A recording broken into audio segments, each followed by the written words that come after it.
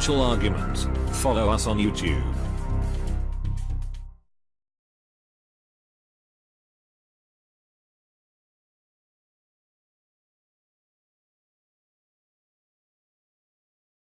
Jim, thank you so much for joining us today. Oh, it's a pleasure being back. I think it's been a little bit of a while. Yeah, it's been about a month, and I just wanted to first touch on the precious metal markets because since the beginning of the year, gold and silver have been rising. Gold is up about over $100 and silver is up over $2. Now, what is your perspective on the rise we've been seeing, and where do you see them heading? I just looked over the charts and included a good deal of technical analysis in the February gold report for the Hattrick letter. And I concluded that silver is now leading. Silver has a short-term breakout. Silver, depending on how many years back you consider intermediate term, silver has what is approaching as an intermediate term breakout. And I think in a matter of several months, it could actually come to pass. Whereas gold is not even in a short-term breakout and is not definitely in any kind of an intermediate breakout. It has enormous resistance up to 1350.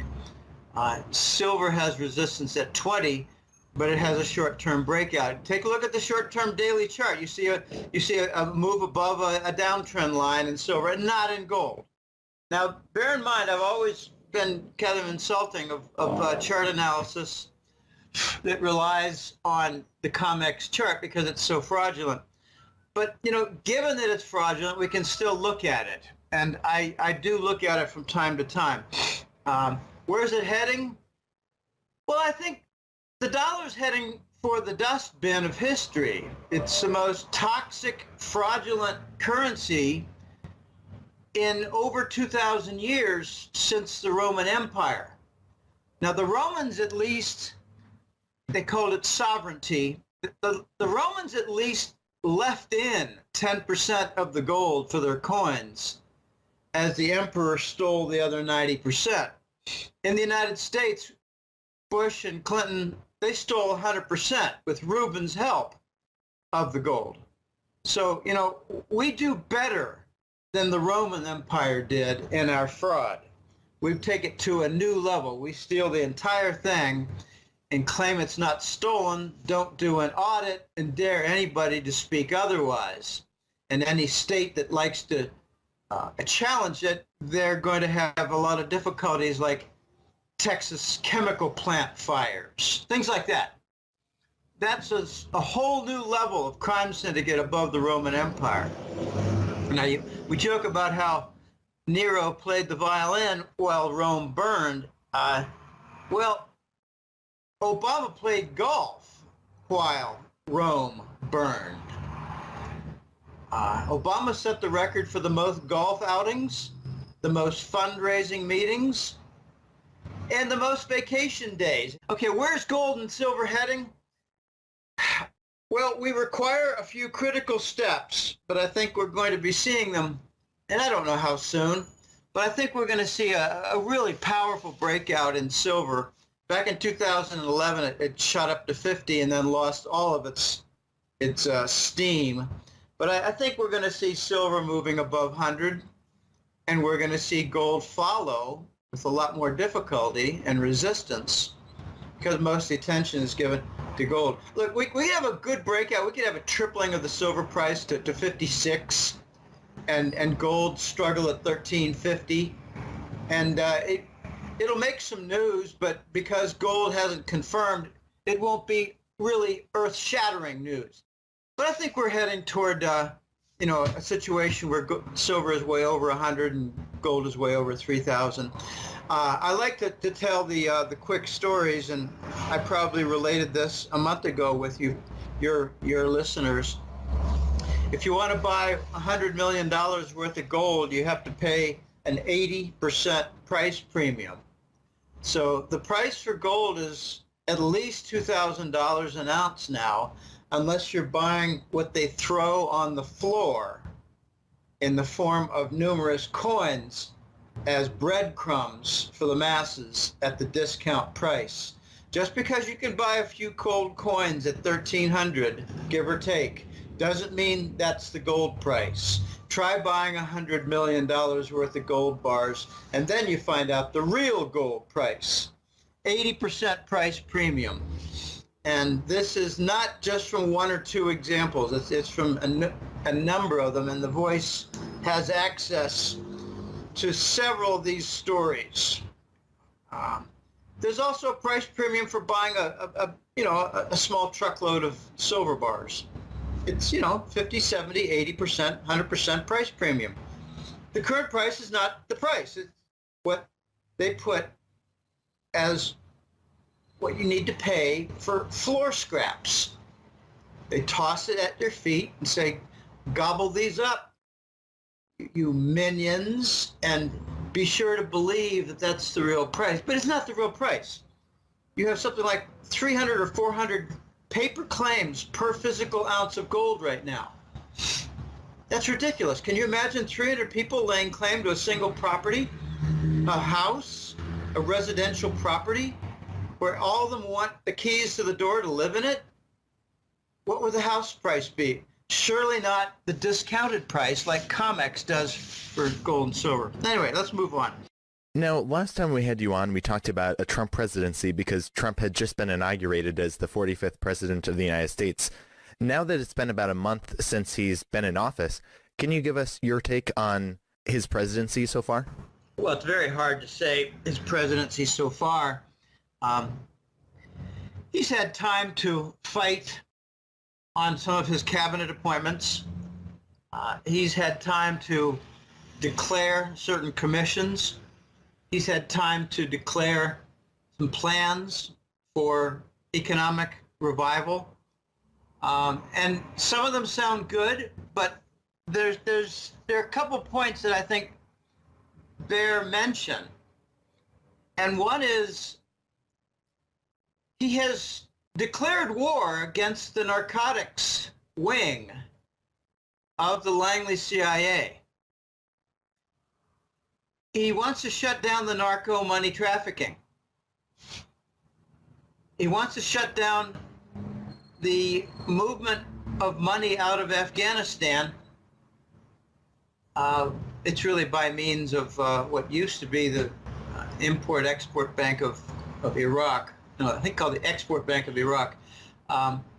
He wants to stop the funding of certain wars and factions like ISIS from narcotics money that Wall Street benefits from and that Langley elements profit to the tune of $800 billion a year, namely the Bush crime family.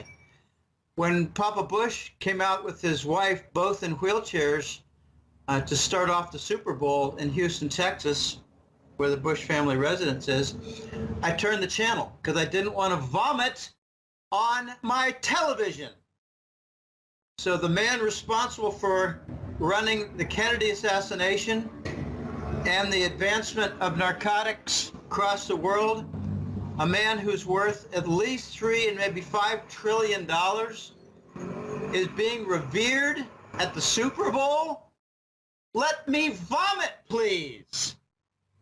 Very, very disturbing. But the point is, the America First movement, which was of the dismissed 500 generals and admirals by Clinton, Bush, II, and Obama, they organized. Their movement was called America First. And if you listen to the inauguration by Trump, you would have heard him mention America First at least 5 or 6 times. He wasn't saying put American first, put America and Americans first. He was saying we just had a coup d'etat and we're going to follow it through to push out the narco barons and the fascists who are in league together with several corporate sectors. Therefore, Langley is now trying to sabotage him. They sabotaged his appointment for National Security Advisor Flynn. They revealed some classified data, blamed it on the Flynn office. It's a lot more complicated than that. But here's the upshot of what I'm seeing. A couple main points. Trump is probably going to put forth in 3 or 4 posts, maybe more, a yes man, a cabinet puppet to put before the Congress so they will not object. So the replacement for Flynn, who was very much anti-Langley, anti-narco, anti-war, anti-Russian war, Flynn has been removed from the official post, very important point, official post of National Security Advisor. McMaster's, who's very much a Russian hawk, he wants war with Russia. He doesn't trust them. He thinks they're aggressive. He thinks they're expanding. He thinks they're dangerous on every border. It's such a joke. It's all propaganda nonsense by the narcos. Apparently, McMaster's now is in the lead spot for the NSA spot, for the National Security Advisor spot, which oversees 16 different intelligence organizations. Well, that could be the guy who never really does much in the way of attending meetings with the Trump inner circle. I don't think Flynn is going anywhere. He's just not going to be in that official post. So he's working toward a shadow cabinet. And this is some of the inside scoop that I've gotten. The shadow cabinet will be where the real decisions are made, where the real implementation of plans will be carried out, where the real power will lie, and they will not go before the Congress. So I don't ever remember a president in the past having intelligence and security posts as part of a secret inner circle, unless you count the Trilateral Commission for Papa Bush, Baby Bush, and Clinton, the Trilateral Commission with, Brzezinski and the others like Soros and others that want to carry out the globalist fascist state. Whenever you hear globalist, think fascist state that cuts across national boundaries. Continental fascist state. The second important point regarding Trump is a little disappointing on my side, and I'll try to be brief because it's really complicated. It looks like Trump may not cut any military budget. I think it needs to be cut by $200 billion so we could do some infrastructure projects. How many bridges and highways could be fixed with $200 billion a year? Instead, it looks like he's trying to move the boogeyman role over to Iran.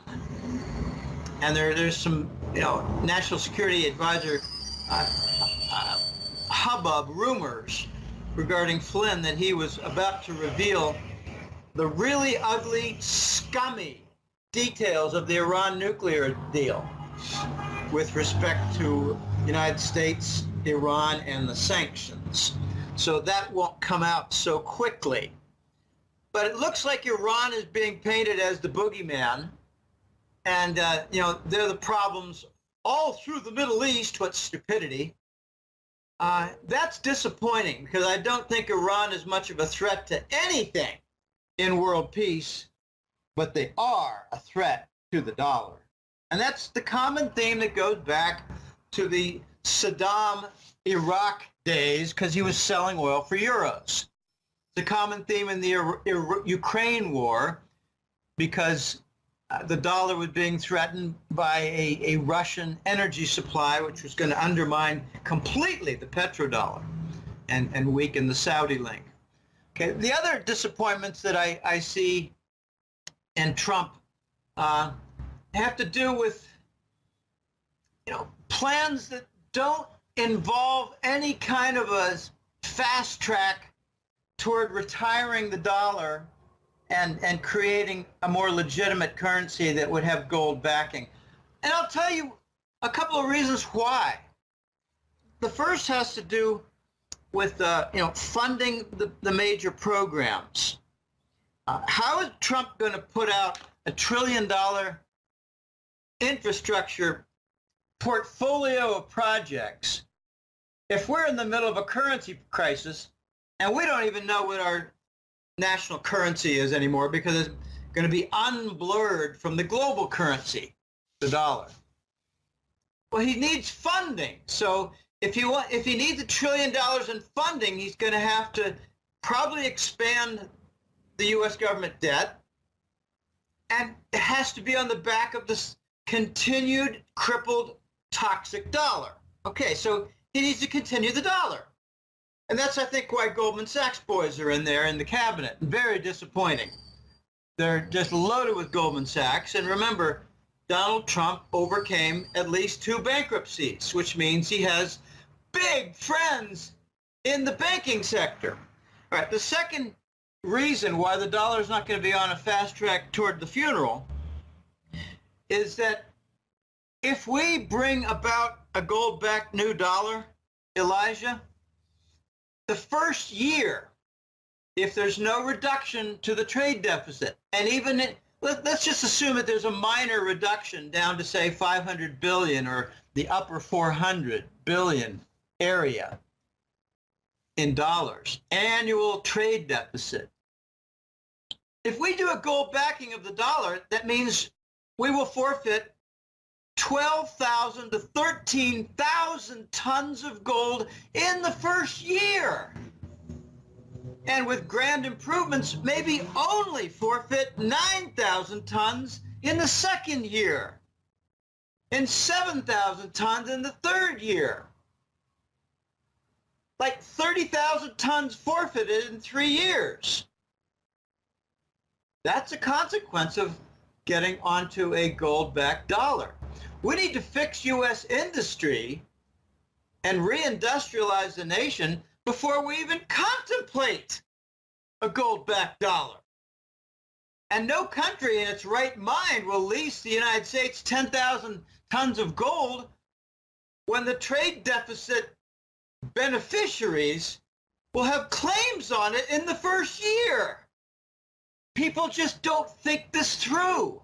That's why the hat-trick letter is unique. We need a legitimate dollar. But before that, we need to reindustrialize the United States and reverse this stupidity of outsourcing industry that Germany never did. And therefore, they're not crippled. We need to reverse the outsourcing because it's a legitimate source of income.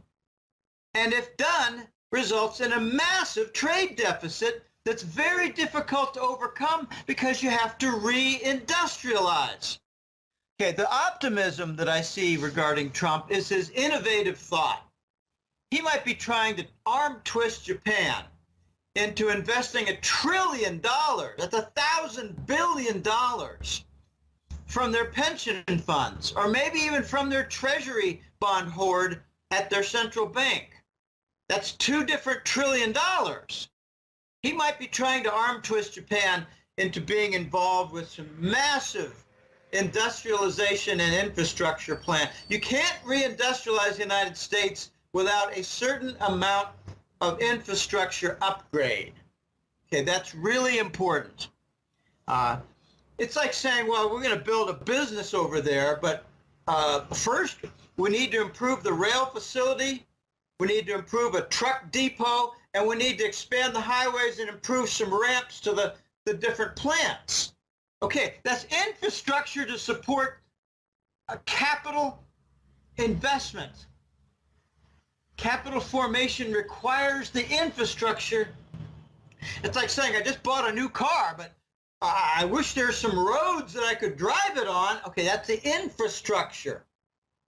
Walmart would say, we need to supply our various 2,000 stores in the United States, but we don't have any truck depots for distribution center. That's your infrastructure.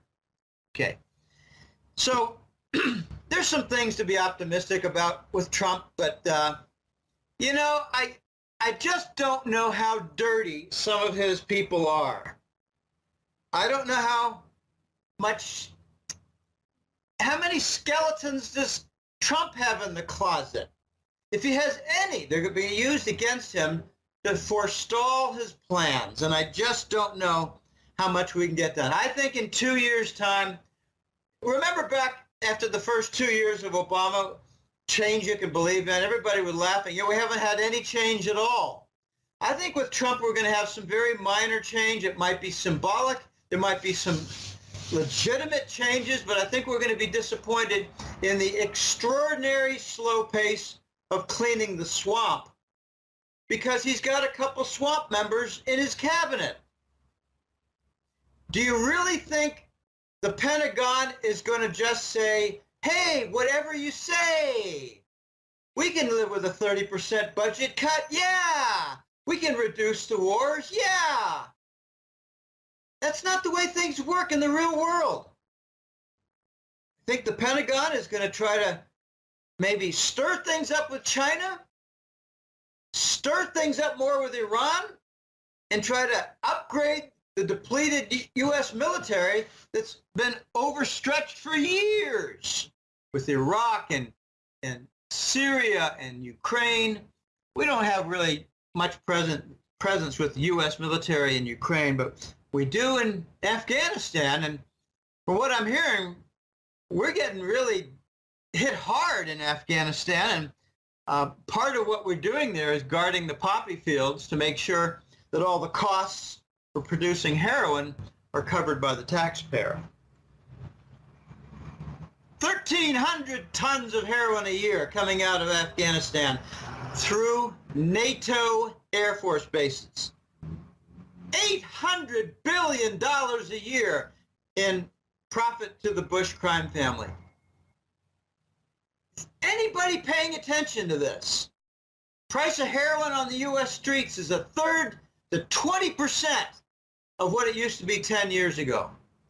In the year 2000, heroin had a certain presence on U.S. city streets. Now it has of 7%. Now it is 70%, and the price is way down.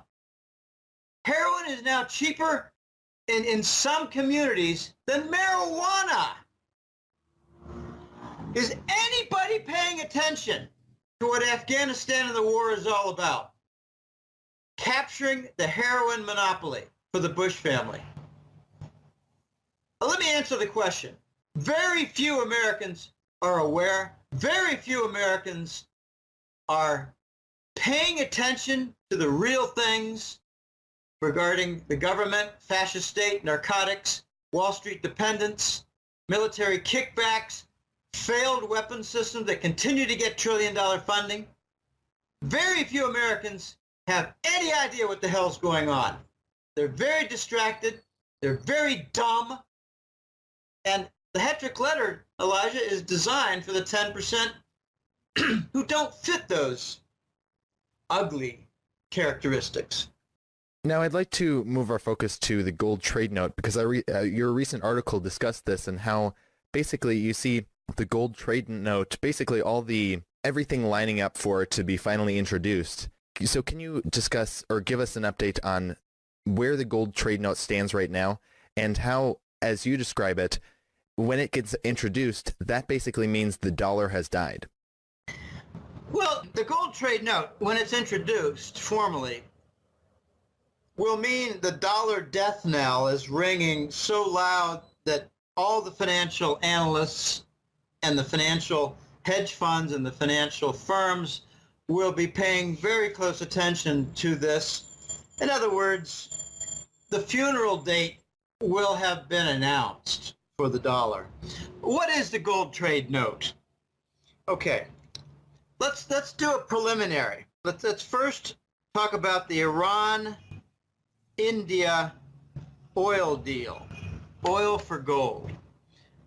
Back in 2012 or so, I think it was 12, I have trouble with the actual date, we had the U.S. government slap on Iran sanctions. We did not invade Iran because they're twice as powerful as Iraq and 3 times as many people as Iraq, and their generals weren't a bunch of ragtag cowards like Iraq. In other words, Iran was a formidable foe. So all we did with them, when they did pretty much the same thing as Saddam did, sell oil outside the dollar, we did something different with Iran. We just put on sanctions. And we got called down for it, and that's why Obama is delivering tens of billions of dollars, and I think some penalties too, because of improper seizure of Iranian funds and assets. Okay, so Iran went about and sold oil to India. This is really, it got stepped up a lot around 2014. It was developed and really humming efficiently.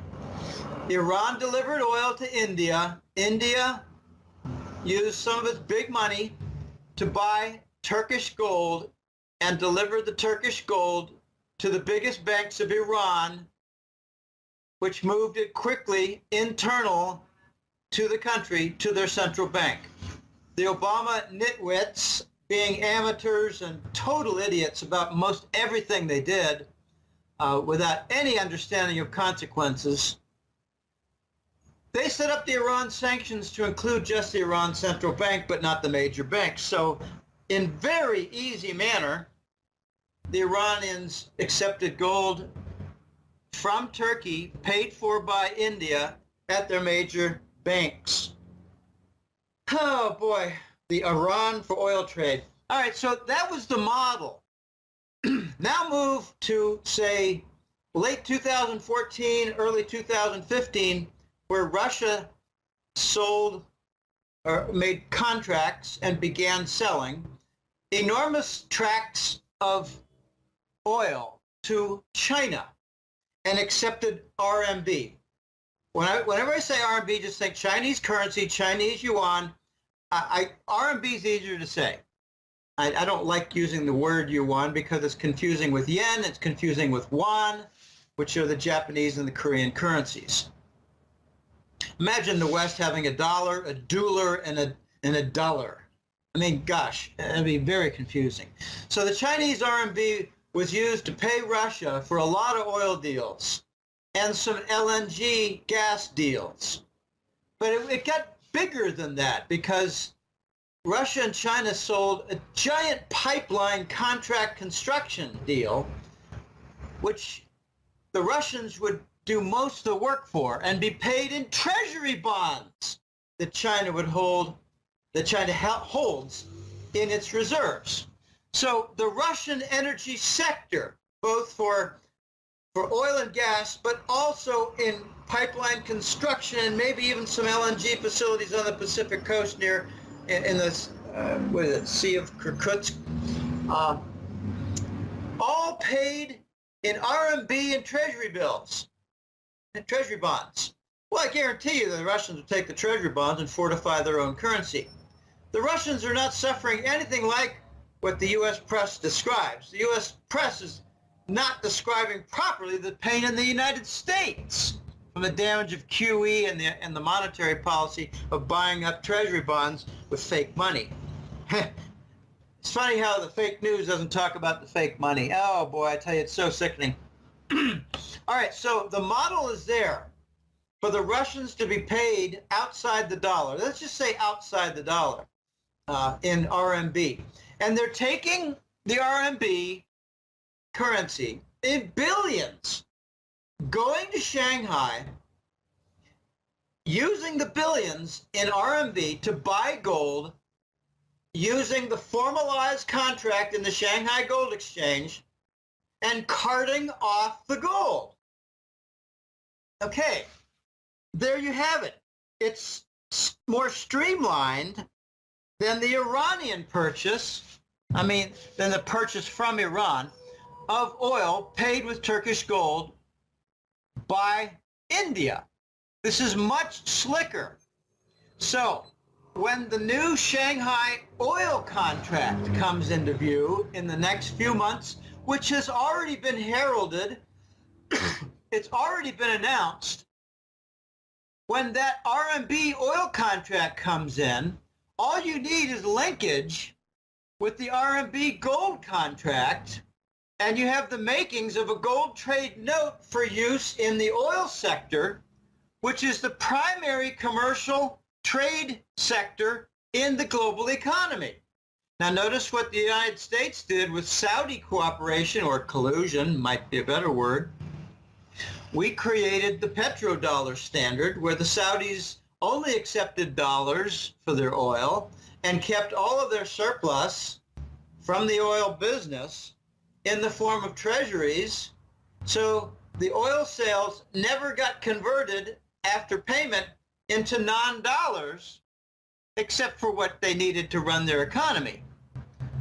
Okay, that meant that the Saudis accumulated $3 or $4 trillion in the 40-year period, and we falsified the tick reports to make it look like the Saudis and the OPEC nations only had $100 or $200 billion, when really part of the deal was that they had to supply the Department of Treasury with a $3 trillion core fund called the Exchange Stabilization Fund, which we will steal.